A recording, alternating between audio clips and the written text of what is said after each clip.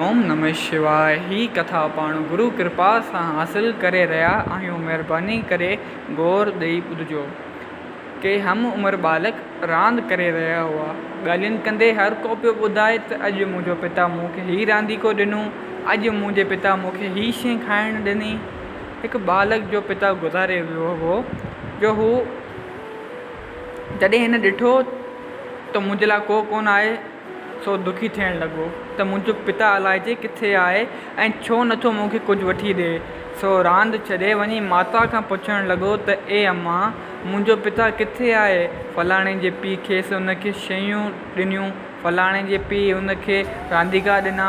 माता ॿुधी ॻोड़ा ॻाइणु लॻी, ॾाढी दुखी थियणु लॻी त हूंद मुंहिंजो पति हयात हुजे हा त ही बच्चो ईअं अबालो त न थी वियो आहे। आख़िर दिलि वॾी करे ॾाढी करे उहो बालक खे श्री कृष्ण जे मंदर में वठी वई ऐं भॻवान जी मूर्तीअ ॾांहुं इशारो करे चयाईंसि त पुटु, ही तुंहिंजो पिता आहे।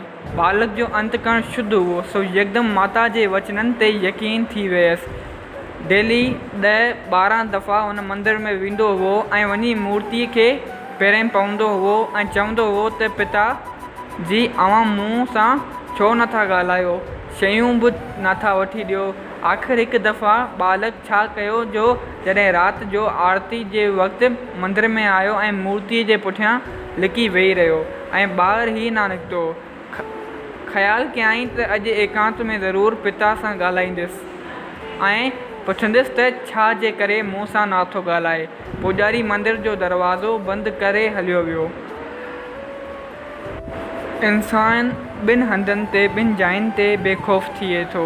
हिकु जॾहिं बालक माता ऐं पिता वटि हुजे ऐं ॿियो भॻत जॾहिं ईश्वर जी गोद में हुजे। इन करे हू बालक बि उन मूर्तीअ खे पंहिंजो पिता सम्झी निर्भय थी वियो। ऊंदाही में को बि डपु न पियो थियसि। आख़िर चवणु लॻो त पिता, अव्हां मूं सां छो कावड़िया आहियो। ॾाढा ॾुआरपा ॾियणु लॻो। आख़िर 2-3 कलाकनि खां पोइ जॾहिं ख़ूब आराधना कयईं त भॻवान मूर्तीअ मां स्वरूप धारे पुछणु लॻुसि त बचा छा खपेई। बालक चवणु लॻो त ए पिताजी, अव्हां मूं सां ॻाल्हाईंदा बि कोन आहियो, सो छो। दर्शन करण सां हिन जी कुपाठी खुली पियो, ॼण ईश्वर रूप थी वियो। चवणु लॻो त पिताजी, बसि अव्हांजो दर्शन ई सभु कुझु आहे।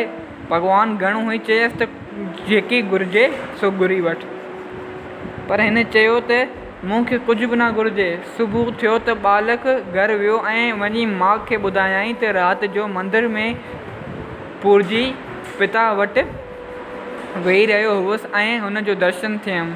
जॾहिं हिकु बालक खे ईश्वर दर्शन ॾिए थो तॾहिं असीं बि जे साफ़ मन रखी प्रेम ऐं सिक सां संदसि भक्ति करियूं त हू को असांखां परे आहे छा।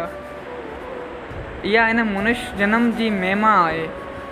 सत्संग सां ही इहा मां परवड़ी हयाती सुधारी सघूं था पाण। सिर्फ़ु ही हिकिड़ो ई रस्तो आहे। चओ जय सियाराम। अगरि ही नंढड़ी कथा तव्हांखे वणी त हिन कथा खे पंहिंजनि सां गॾु शेयर कयो। चओ जय सियाराम।